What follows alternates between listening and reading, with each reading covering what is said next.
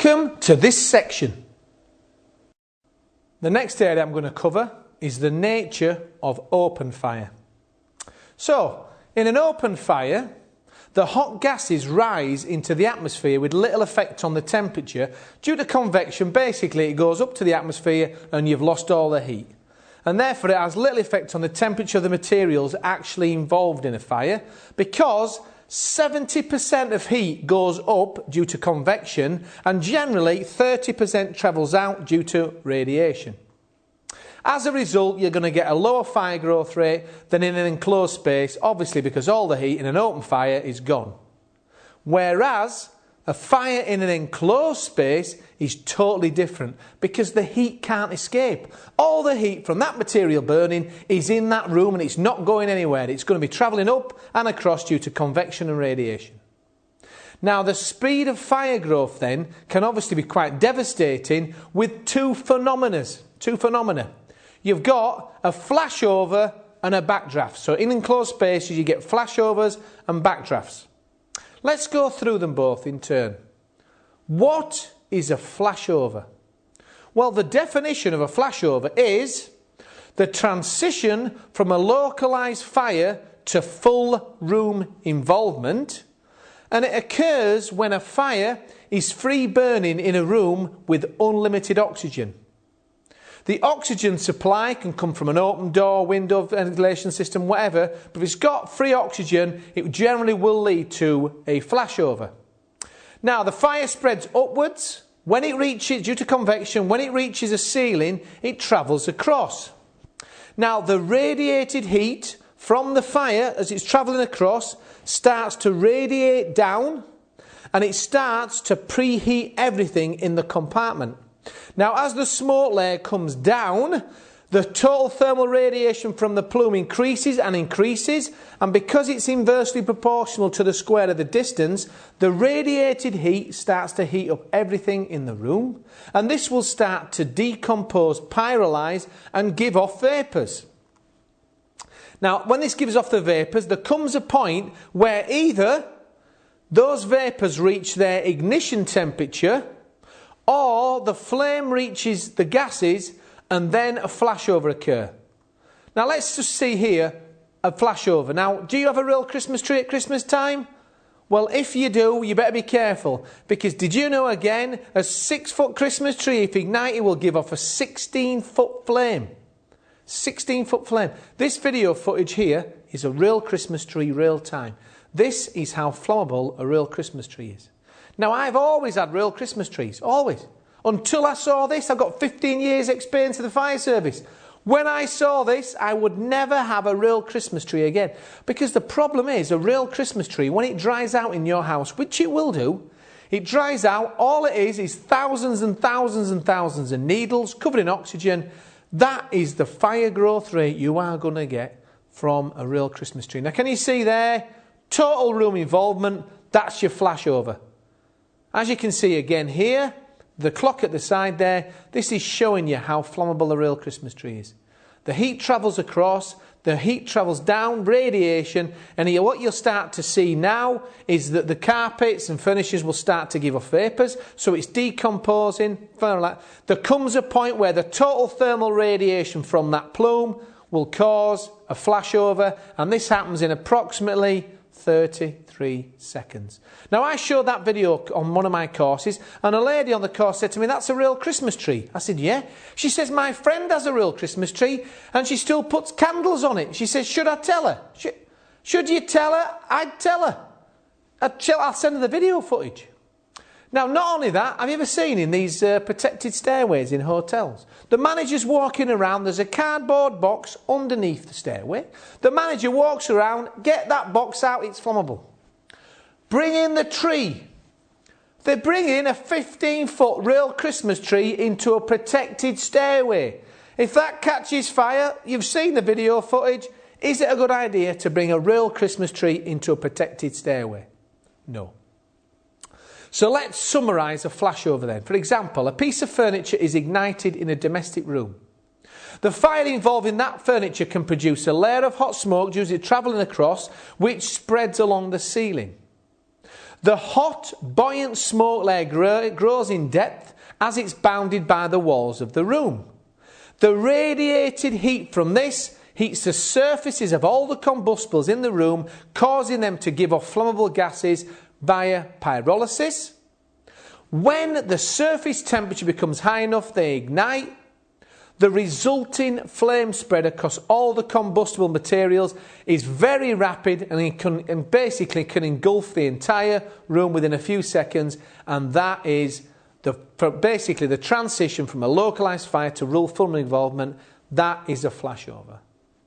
Now, the opposite to a flashover is a backdraft. Have you seen the movie? Yeah, good special effects?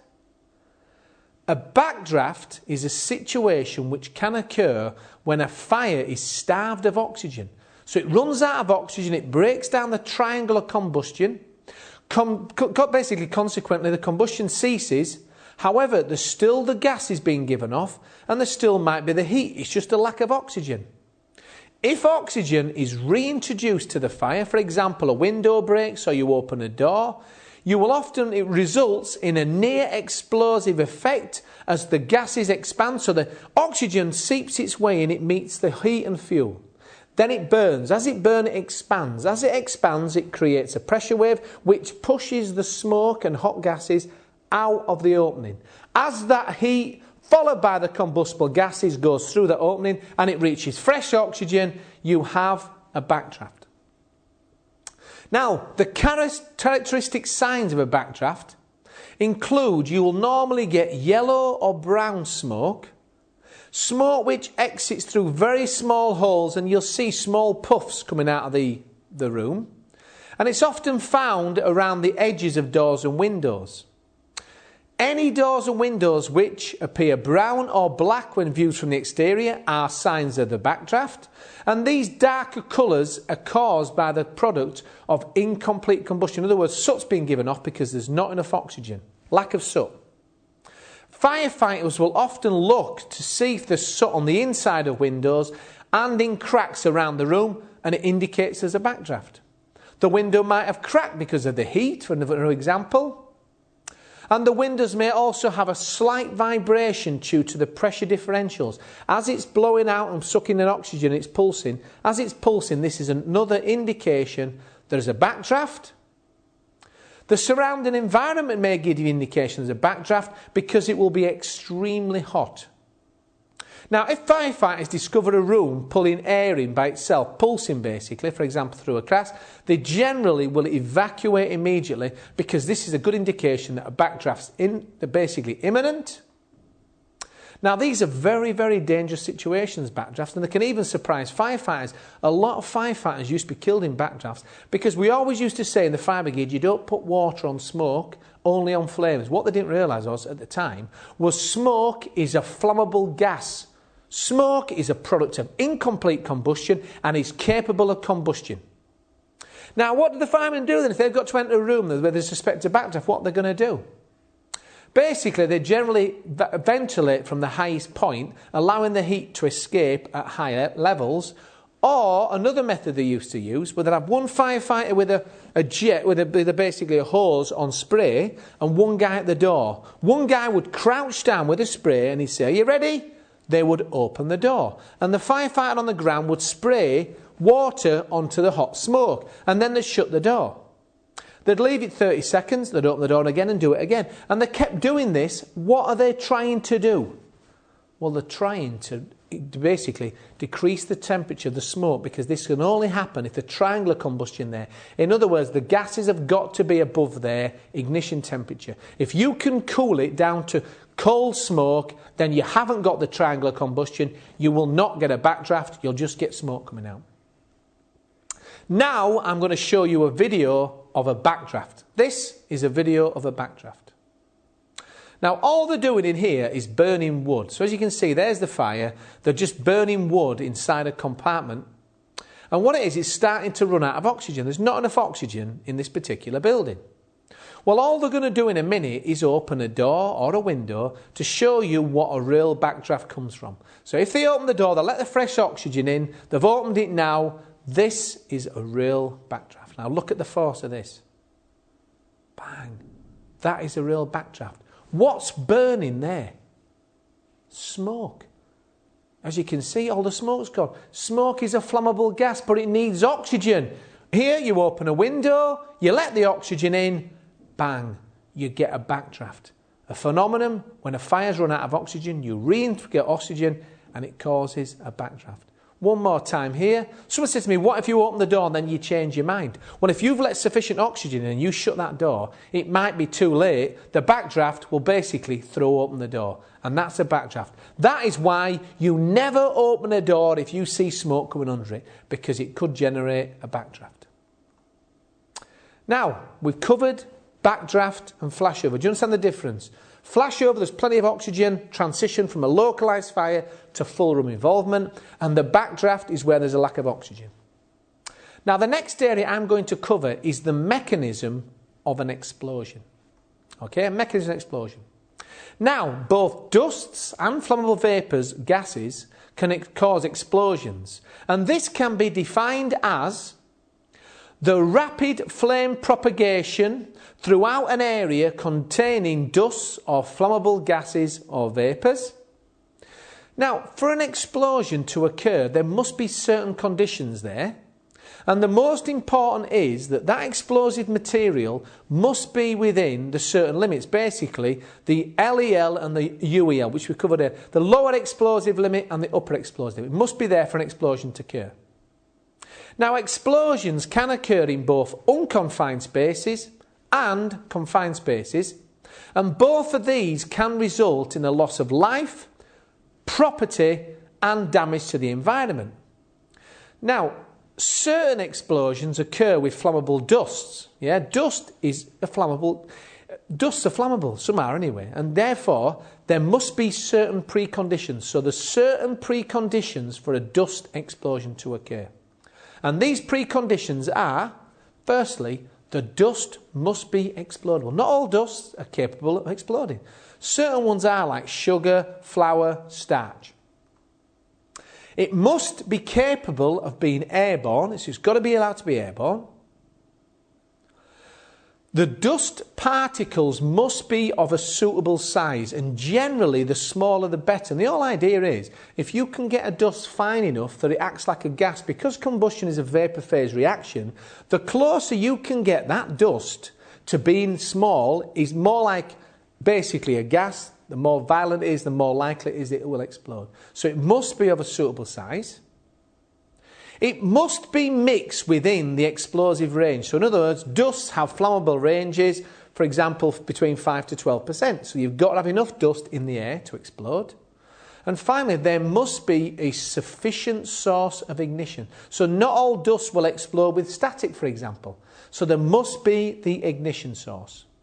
Now, one of the worst dusts out there is Angel Delight. Strawberry flavour's the worst. Did you know if you've got some strawberry Angel Delight, put it in your hand, and you throw it in the air, and then you light a match, you will get, bang, an explosion. And you might lose your eyebrows. Now, don't try that at home, but that does work, Angel Delight. Now, in a dust explosion, generally what you'll get initially is what we call the primary explosion. And that primary explosion subsequently is followed by the secondary explosion, which actually causes the main damage to the building and structure. Primary explosions don't cause major damage, it's a secondary one. So what's the primary explosion then? Well, this will occur in the part of a plant causing localised damage to the lightweight plant, and generally you get pressures about 7 to 12 bar experienced. The problem is that primary explosion in the localised plant, as it explodes, it causes air disturbance due to a shock wave, and it basically disturbs any dust in the area, and it creates another cloud. So what you mean is the primary explosion is creating the conditions required for the secondary explosion. Did you know a 1 millimetre layer of dust, just 1 millimetre thick, can create a 5 metre deep cloud of dust which is capable of combustion? The secondary explosion, the dislodged dust gets airborne if it brings in those preconditions, and it's ignited by either the initial ignition source, which caused the primary, or another ignition source in that location, you get a secondary explosion. And that's what's causing the most damage. This shockwave generally blows out glass, doors. Primary explosions don't cause a problem, it's the secondary explosions. This video will show you a dust explosion in slow motion. Now, the most important thing to watch here is the force of the explosion. You can see in the video the force of this dust explosion in action.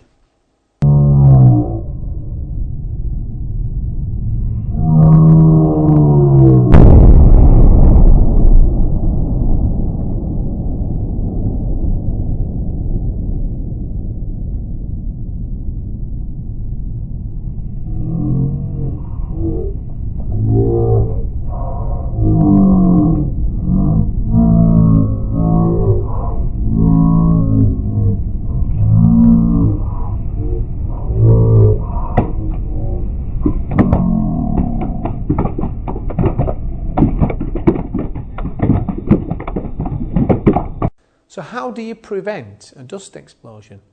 Well, if you look at the preconditions and remove one of them, that's what you do. Look at the preconditions and say, well, don't let that be there. So what are the preconditions? It must be explodable. Well, change the material. Now you change it. Don't go for a dust that's not flammable. But that's not easy because generally you want flour to make bread. So you're not going to be able to do that. It must have been capable of being airborne. Well, don't. Get it down. Don't let it get airborne. It's the transfer mechanism. So try and keep it down using possibly a wetting agent. They must be of a suitable size. So use a process that does not produce such small particles. Again, that's not always relevant because it generally might have to be like that. It must be mixed with air within the explosive range. Well, don't let there be sufficient to get above the LEL. Try and get below, well below the LEL, and you won't have the explosive conditions. Ignition sources. They must have an ignition source. Basically, get the ignition sources out. Remove all ignition sources, so don't have them relevant. And again, like I said before, you could take outside the explosive range by, the main thing to do for dust explosions is good housekeeping. However, make sure it works. Dust extraction. I went to a company, I'm walking around with a manager, and they said, telling me this area is prone to a dust explosion risk, and they've got good extraction and extraction in this area. And I'm looking around, and all the ledges, you can see the dust on all the ledges everywhere. And I said to him, have you got dust extraction in here? He says, yes, we have. I said, would you like me to get it fixed? Quite clearly, the dust extraction wasn't working. The whole area got at least a 3 mil layer of dust. Now, if there had been a primary explosion in that area, primary at the plant, it had created a dust cloud in that area that had took it all down. So if you've got this extraction, you make sure it's working. And finally, you can inert the area. So if you've got an explosive atmosphere, you can inert it, you can pump in nitrogen or something like that. This method basically attempts to increase the safety of, for example, a fuel tank or other sealed or closed-in tank that contains highly flammable materials or dusts. And what they're generally pumping is nitrogen, steam, CO2 or other gases. And the effect of these really is to try and eliminate the oxygen completely, or at least to make it below its LEL. So by inerting, you take the range, you narrow the range of the LEL. Basically, it takes it below the LEL. Now, if you watch this video now, it's going to show you how a dust explosion occurs. Now, this here is a dust explosion using lycopodium powder, and it's used in the movies. This is what they use to show explosions in the movies, and the reason they use it is because it's safer, because it can't go back down the pipe. Use it in dust explosions. It's a lot safer in the movies doing dust explosions than it is using, for example, LPG or other gases. That's why they use this lycopodium powder, and it's a dust explosion. Now, a much more impressive dust explosion is shown here in a coal mine. This here is exploding dust or coal in a coal mine. Look at the power of that. That is in a coal mine, the dust explosion. Well, what do you do to prevent this in a coal mine? What can they do? Well, in the old mines, what they used to do was they used to get slats hanging on a bit of string, loads of slats, all the way up the mine, and they'd put on it a non-exploding dust, you know, some powder that it's not capable of combustion. And they'd hang these louvers all the way up the mine shaft. Now, if there was an explosion down this certain part of the mine shaft, it would create a shockwave up the mine shaft. Now, as that shockwave comes up, what does it do with all these louvers on string?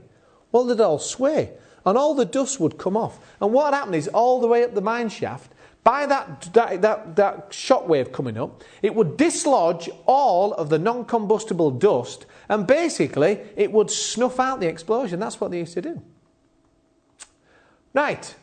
Another option is to vent the explosion. In other words, let it blow, but vent it. So in other words, work out, we're going to let it go, but you create the weak point. You create the vent. You can direct it then where you want to go. In other words, where do you want to direct it? Up? Well, make that the vent. Make that the vent. You're creating the weak point. So that's venting.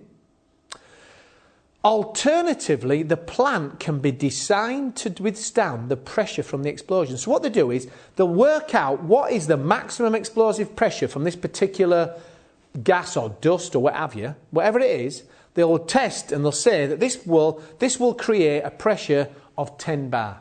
Well, if you know it's going to get 10 bar and you can design the plant to take 12 bar, then even if an explosion does occur within there, it can take the impact, it can take the hit. So they can do that. However, generally it is usual to design it to vent. Rather than take the maximum explosion pressure, they will usually design equipment to take the vent. Why? Cost. It is very, very expensive to design equipment to take the maximum explosion pressure. It's too expensive. And the idea is you vent it to a height that the gases and ducts will be harmless. In other words, take it higher. Now, relief venting to reduce dust explosion pressures, which is what we're talking about, will still require the equipment to have a certain minimum strength. In other words, you can't just say make it of something that's only got 1 bar. An explosion will still, the equipment still needs to take a certain minimum strength. So they might design to take 4 bar, but they'll put a pressure relief in. If it creates a 10 bar pressure, the 4 bar will take the hit, but the vent will then vent the explosion. So it does still have to take a certain minimum strength, which we worked out. Now this here shows you basically various methods of explosion relief. And it's like, again, it's all designed to release the pressure. You've got bursting panels, you've got vents, flame arresters, suppression control systems, as you can see on here. Now, bursting discs can be built into certain plant and machinery, and it's a designed weak spot that will burst when a predetermined pressure is received. So in other words, if they know it's going to go to a certain pressure inside the vessel, the bursting disc will burst at a very low pressure and release all the heat before it actually explodes. This video is going to show you how venting of a tank can be achieved to avoid the whole tank exploding. So this video is going to show you how they vent a tank.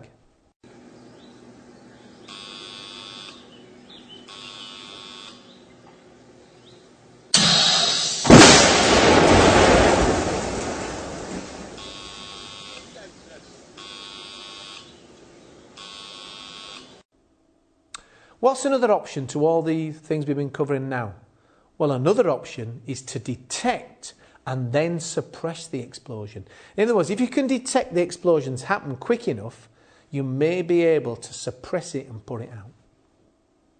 Now, the technique of explosion suppression involves the detection of a developing explosion at a very early stage and then extinguishing it before a destructive pressure is actually reached. Now, this can happen because just following an explosion, there is a pressure wave. So when an explosion occurs, there is a pressure wave coming off that explosion before the flame front. Now, if this can be detected quick enough and a suppression agent can be set off before the destructive force of the flame gets there, you can put it out.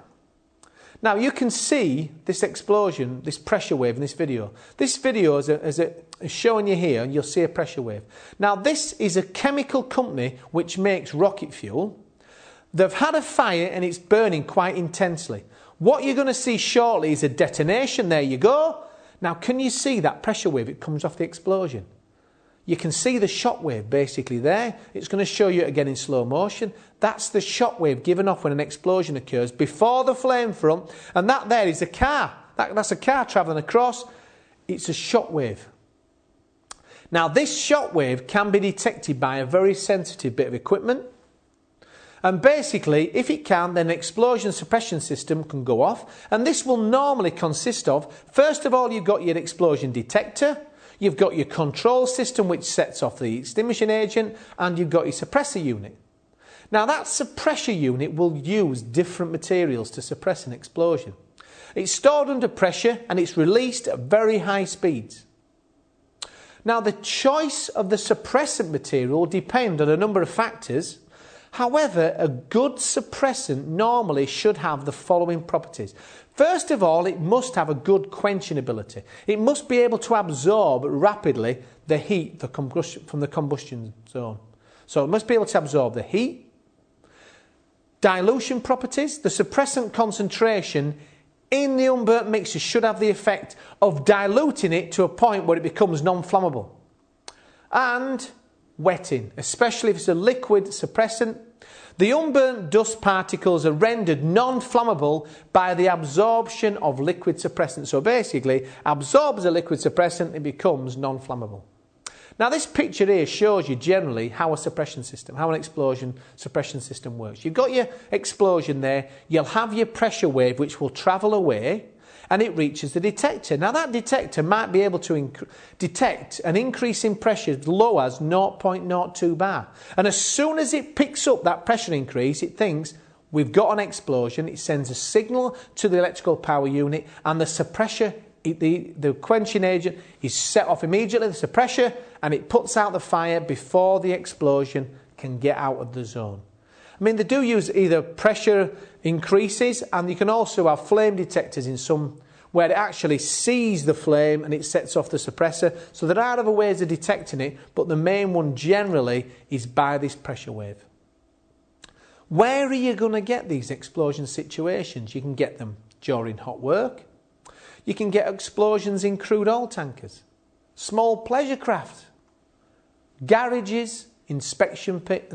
Now the next issue I'm going to look at is what you can do to minimise the risk of a recurrent dust explosion. What can you do? Well, first of all, you can provide exhaust ventilation on your dust filters.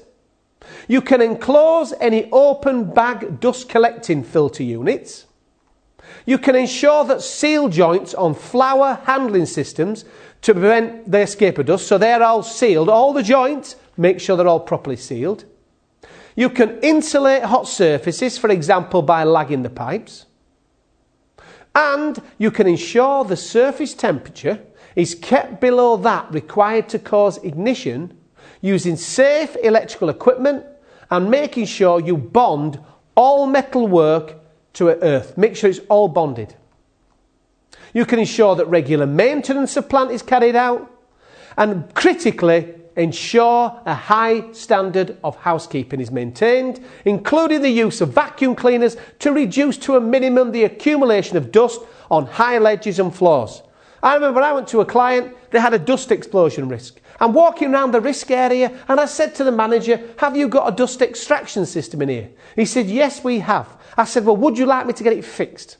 Because everywhere you could see a layer of dust, all the ledges, and it was obviously not working. So don't just say we've got an extraction system, have a look at it. Does it work? Why is it a 5 mil? There was dust everywhere. It wasn't clearly working. They are the areas you can use to minimise the risk of recurrent dust explosions, and you should do them as part of your risk assessment. That completes this section of this element.